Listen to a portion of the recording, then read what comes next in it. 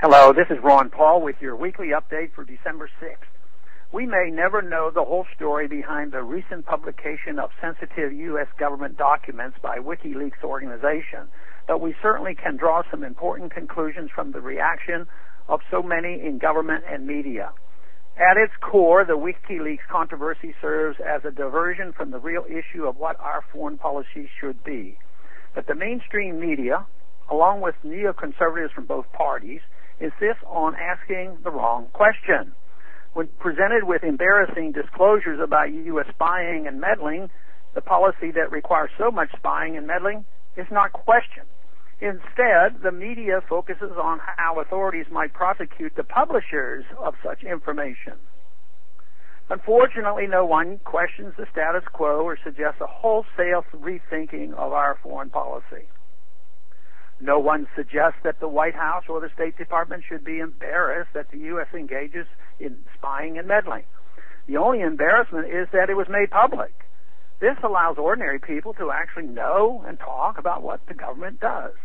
But state secrecy is anathema to a free society. Why exactly should Americans be prevented from knowing what their government is doing in their name? In a free society, we are supposed to know the truth. In a society where truth becomes treason, however, we are in big trouble. The truth is that our foreign spying, meddling, and outright military intervention in the post-World War II era has made us less secure, not more. And we have lost countless lives and spent trillions of dollars for our trouble. Too often, it's the official government lies that have given us endless and illegal wars, resulting in hundreds of thousands of deaths and casualties. Take the recent hostilities in Korea as only one example. More than 50 years after the end of the Korean War, American taxpayers continue to spend billions of U.S. military to defend a modern and wealthy South Korea. The continued presence of the U.S. military places American lives between these two factions. The U.S. presence only serves to prolong the conflict, further draining our empty treasury and place our military at risk. The neoconservative ethos, steeped in the teachings of Leo Strauss, cannot abide in America where individuals simply pursue their own happy, peaceful, prosperous lives. It cannot abide in America where society centers around family, religion, or civic and social institutions rather than an all-powerful central state. There is always an enemy to slay, whether communist or terrorist. In the neoconservative vision, a constant state of alarm must be fostered among the people to keep them focused on something greater than themselves, namely their great protector, the state.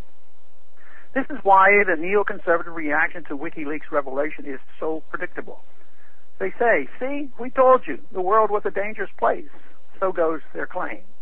We must prosecute or even assassinate those responsible for publishing the leaks. Then we must redouble our efforts to police the world by spying and meddling better with no more leaks, so they say. We should view the WikiLeaks controversy in the larger context of American foreign policy. Rather than worry about the disclosure of embarrassing secrets, we should focus on our delusional foreign policy. We are kidding ourselves when we believe spying, intrigue, and outright military intervention can maintain our international status as a superpower while our domestic economy crumbles in an orgy of debt and monetary debasement. Thanks for calling. A new update is placed on this number, 888-322-1414, every Monday. The written text can be found on my website, www.house.gov/Paul, under the heading Texas Straight Talk.